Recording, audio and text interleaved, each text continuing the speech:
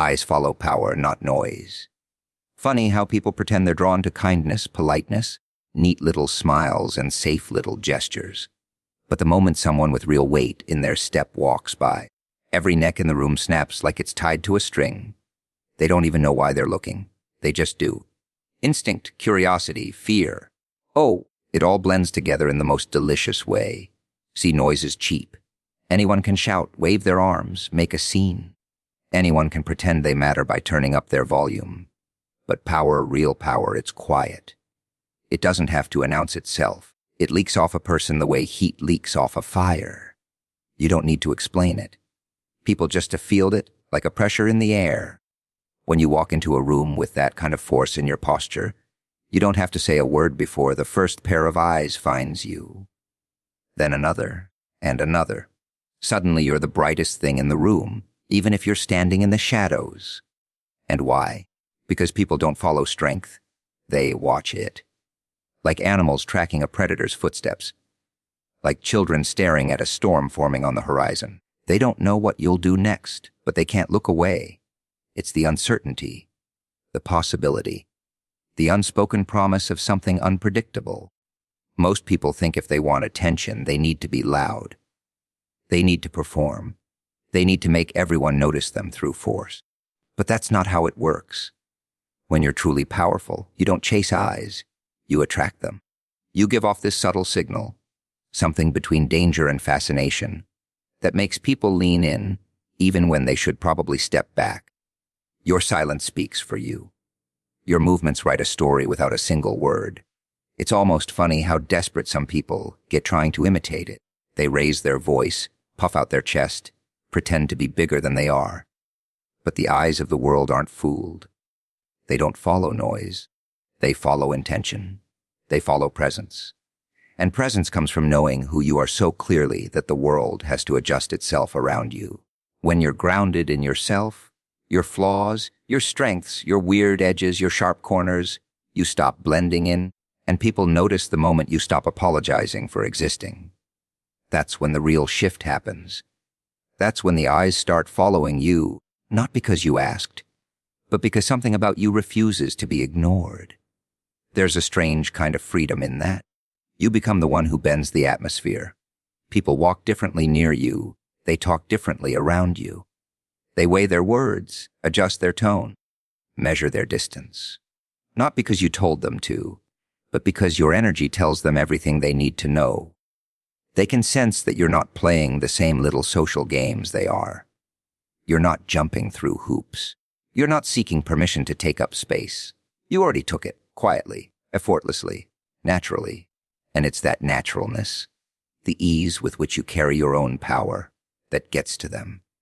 They'll wonder how you do it. They'll study you when they think you're not looking. They'll whisper about you to people who pretend they don't care, but secretly want to know more. Eyes follow power because they're drawn to certainty, even when it scares them. Maybe, especially when it scares them. They don't understand how someone can walk with that much command without raising their voice, without demanding attention, without performing for the crowd. But that's the beauty of it. Noise fades, power lingers, and the eyes, they always find the source. Confidence changes the entire room. Isn't it amusing how a place full of people, chatting, laughing, pretending they have everything under control, can suddenly shift when one person walks in with a spine made of certainty, not arrogance, not theatrical bravado, just that quiet, unsettling kind of confidence that makes everyone else wonder if they should be the ones adjusting themselves. It's like dropping a stone into still water. Ripples everywhere. People feel it before they even understand what they're reacting to. Their voices dip, their posture straightens, their eyes flick your way as if checking whether they should be impressed or intimidated. Confidence does that. It rearranges the invisible rules of a room without asking permission. Most people spend their entire lives trying to look confident without ever actually feeling it. They slap on fake smiles, force firm handshakes, rehearse lines in their heads like actors who never quite got the script. And you can see it. Oh, you can see it in the way they constantly check for approval, like nervous little machines scanning for a green light. But when someone walks in who actually carries themselves with conviction, Without that trembling need for validation, everything freezes for a moment. It's like the room can sense that they're not playing the same game. They're not waiting to be chosen. They've already chosen themselves. Confidence isn't loud. It doesn't need to be. Loudness is just insecurity wearing a party hat. Real confidence is that slow, deliberate way of moving that tells everyone you know exactly where you're going. It's the way you hold eye contact without flinching, not to dominate, but because you simply have no reason to look away. It's how your shoulders settle, how your breath stays steady, how your words come out measured. People notice that. They always do. They can't help it. Humans are wired to react to someone who seems sure of themselves, because most of them aren't. And here's the beautiful part. The room doesn't change because you force it to. No, the room changes because people project their own insecurities onto you. They see certainty and suddenly start questioning their own. They straighten their shirts, adjust their hair, rehearse their sentences, all because your presence reminds them of the doubt they try so hard to hide. Your confidence becomes a mirror they weren't prepared to look into. It exposes the tiny cracks in their personas, and people get wonderfully unsettled when they can't pretend anymore. You can watch it happen in real time. Someone confident walks in, and suddenly people step aside without even thinking. They carve a path, offer space, rearrange themselves. They laugh a little too loudly, speak a little too carefully, pretend they weren't just thrown off balance. That's the silent choreography confidence creates. It shifts the center of gravity. The room orbits differently. People become planets pulled into an unexpected gravitational field. What they don't realize is that true confidence doesn't come from perfection. It comes from being completely at ease with your imperfections. When you stop hiding them, when you stop fearing them, when you allow yourself to exist without apology, you become immune to the little games others play. And that immunity, that freedom, is what people sense. It's unsettling, yes, because it's rare, but it's magnetic. People want to understand it. They want to feel it. They want to know how someone can walk with such certainty when everyone else is trying so hard to keep their masks from slipping. Confidence changes the room because it breaks the script. Everyone else is reciting lines, and you're improvising without fear. Everyone else is waiting to be told where to stand, and you're already moving like the stage belongs to you. People feel that shift. They feel the difference between someone pretending to be strong and someone who simply is. And once they feel it, they can't look away. Mystery is a stronger weapon than explanation. People always want to know everything, don't they? What you're thinking, what you're planning, why you move the way you move. They crave answers like candy, stuffing themselves with explanations so they can feel safe, comfortable, in control. Because once they think they understand you, they can label you, predict you, put you in one of their neat little boxes. Oh, they love their boxes. Makes them feel like the world makes sense. Like youth makes sense. But the moment you stop feeding them those explanations, the moment you stop giving them the comfort of knowing what's going on behind your eyes, suddenly they aren't so sure anymore. Suddenly they lean in, they watch, they wait, because people fear what they cannot rid, yet they're drawn to it even more. See, mystery is a strange kind of power. It doesn't shout, it whispers. It creeps under people's skin and makes them wonder if they're missing something important. And that little doubt, that tiny itch in the back of their minds, grows bigger the more silent you are. The less you explain, the more they imagine. And trust me, their imagination is a far wilder, more terrifying weapon than anything you could say out loud. Give someone half a clue, and their mind will build an entire universe around it. Give them none, and they'll drown in the possibilities. Most people spill their stories like loose change. They talk too much, reveal too much, desperate to be understood, desperate to be liked. But when you hold back, when you choose your words the way a surgeon chooses blades, people start paying attention. They start studying the details. The way you look at someone, the way you pause before answering, the way you laugh at the wrong moment. They take these crumbs and turn them into theories. You become a puzzle they can't solve, and that drives them wild, not with anger. With curiosity. Curiosity is more dangerous than fear. Fear can push people away, but curiosity pulls them in. They want to know what you're hiding. They want to know what's behind your smirk, what's under your calm voice, why you seem to move on your own internal rhythm that doesn't match anyone else's. They'll whisper about it. They'll gossip. They'll stare a bit too long, hoping you slip, hoping you reveal something. But you won't. Because you already understand the game. The less they know, the more control you have. When you're mysterious, people project their own fantasies, their own insecurities, their own fears onto you. They imagine you're smarter, darker, deeper, more dangerous than you are, or maybe exactly as dangerous as you really are.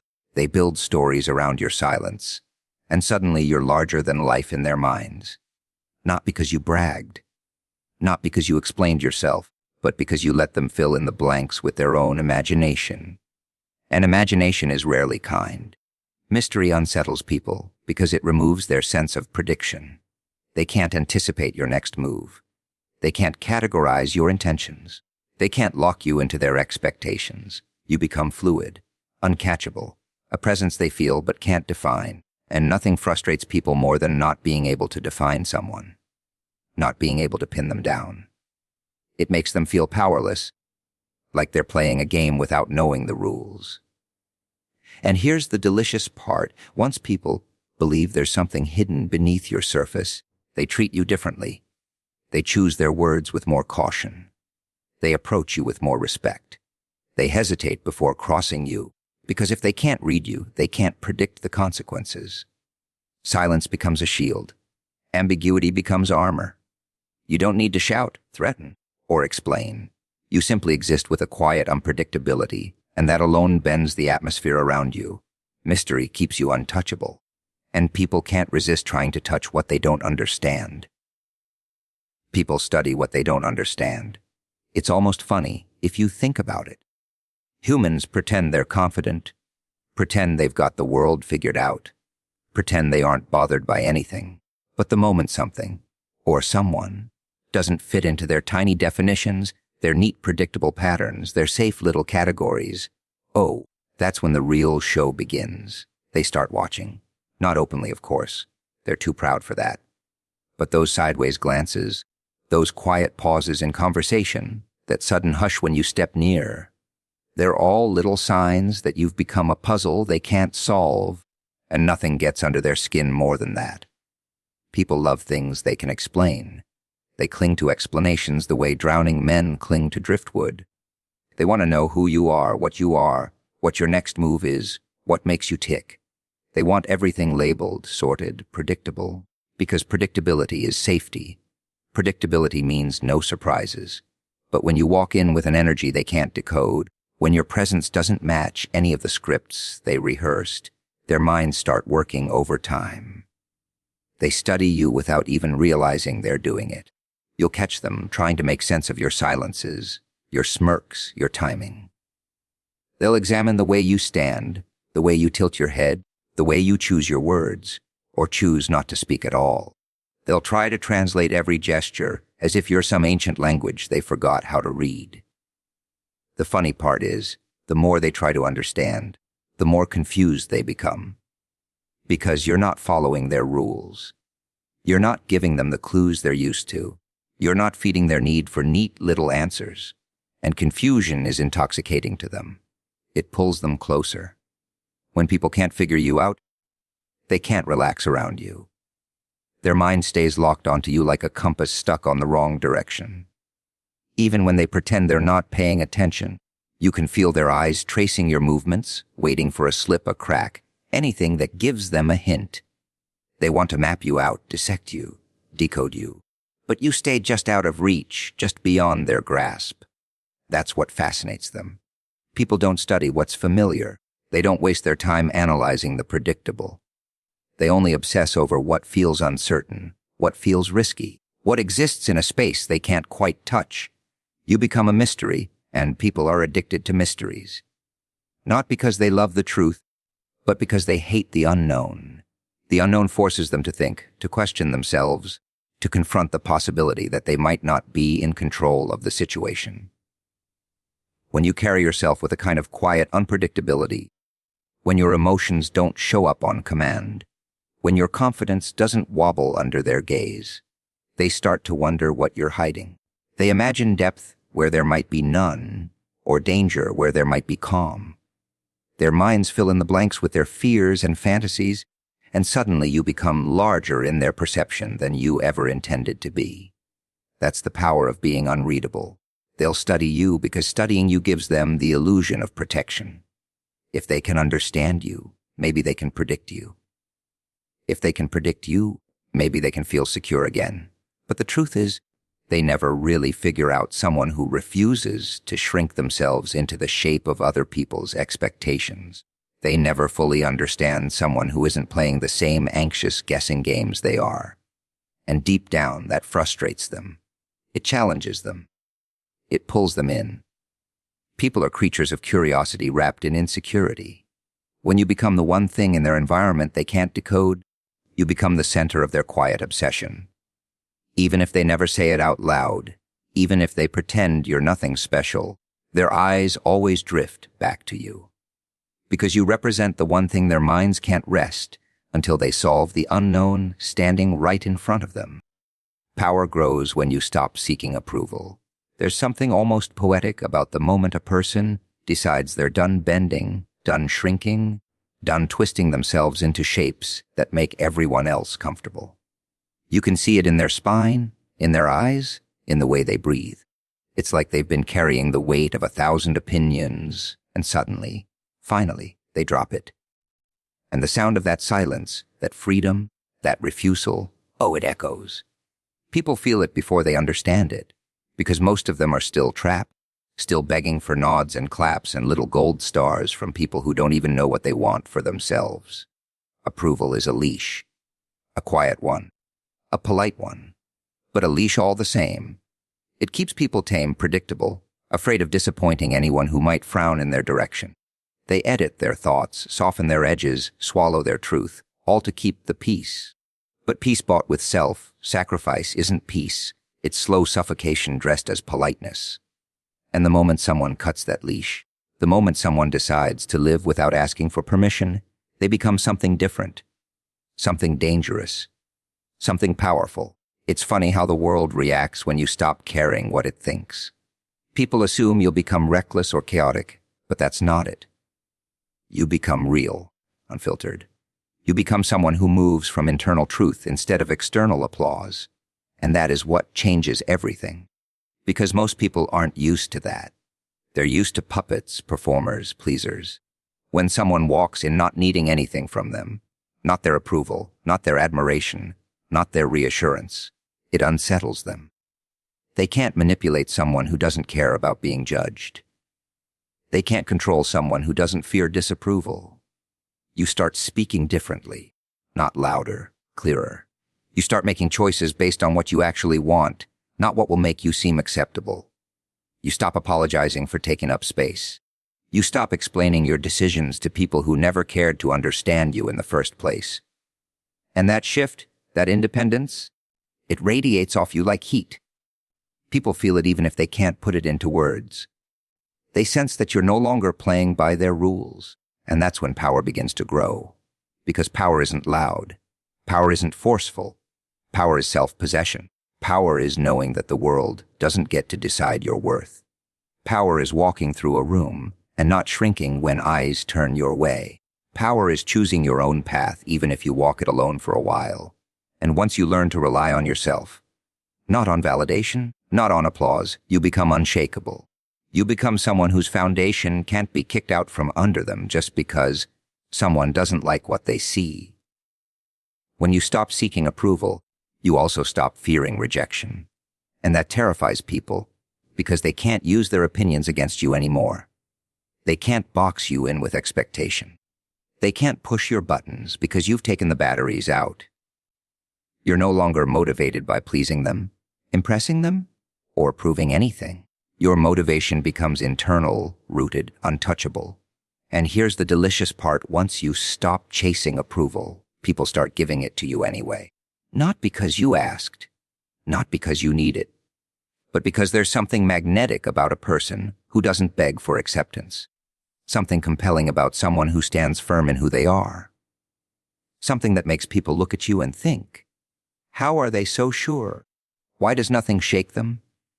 How do they move through the world without hesitation? The answer is simple. You stopped letting the world hold the pen to your story. You took it back. And once you do that, power doesn't just grow. It multiplies. Your presence should feel like a warning and a promise. There's a certain electricity that comes with walking into a room and carrying something in your aura that people can't quite name. Something sharp. Something warm. Something that tells them you're not here to play the same tired roles everyone else rehearses. You're not predictable. You're not safe in the way they're used to. And that's exactly what pulls them in. Your presence becomes this strange mixture of tension and intrigue, danger and reassurance, like standing at the edge of a storm that could either destroy you or cleanse you. People feel that before you ever open your mouth. You don't have to speak louder or stand taller or try to dominate anything. Your presence does the talking. It's in the way you stand still, unbothered, while others fidget. It's in the way your eyes take in the room, as if you're reading a story written just for you. People sense that you're aware of everything, even the things they're trying to hide. And that awareness becomes a warning all by itself. Not a threat, not a challenge. Just a gentle reminder that you're not someone to test lightly. Because your calm isn't weakness, it's control. But here's the twist. The very same presence that warns people also promises something else. Something they don't get from everyone. Authenticity. Depth. The sense that if they got close to you, really close, they'd find something real instead of the cardboard cutouts they're surrounded by. You offer a promise that you're not fake, not hollow, not pretending. A promise that you don't play games unless you choose to. And when you do, you never lose track of the pieces. People don't know whether to step closer or step back from someone like that. That's where the magic happens. You create tension just by existing. Some will be drawn to you because they feel the promise, the warmth, the sincerity, the depth. Others will keep their distance because they feel the warning, the unpredictability, the intensity, the refusal to be controlled. But either way, they feel something. And most people go through life never making anyone feel anything at all. Your presence becomes a test without you ever intending it. It separates those who crave truth from those who fear it. The ones who approach you aren't scared of your edges. They want to see what lies behind them. The ones who avoid you. They're the ones who don't want their illusions shattered. Because someone with presence, real presence, carries a mirror with them. Not a physical one, a psychological one. When people stand near you, they see themselves more clearly, too clearly. Some can't handle that reflection. What makes your presence feel like a warning is the sense that you've been through things, learned things, survived things that gave you a kind of depth others can't fake. There's a quiet intensity in someone who's lived through fire and came out shaped instead of shattered. It shows in your posture, your expression, your silence. People pick up on it instinctively. They know you're not naive. They know you're not soft in the ways they expect. And that awareness forces them to respect you, even if it's only in their thoughts. What makes your presence feel like a promise is that beneath all that intensity, there's clarity, purpose, a sense that you move with intention instead of impulse. You're not chaotic. You're calculated. You're not lost. You're deliberate. And people trust someone who's deliberate. Even if they don't fully understand you, they can feel that you're not wandering. You're choosing. And every choice creates gravity. That gravity is what draws people in. It's what makes them glance your way when you're not looking. What makes them lower their voices when you pass by. What makes them straighten their backs like they're suddenly being measured. Your presence demands awareness. It demands honesty. It demands that people step up or step aside. Because when your presence feels like both a warning and a promise, you stop being someone they merely notice. You become someone they remember.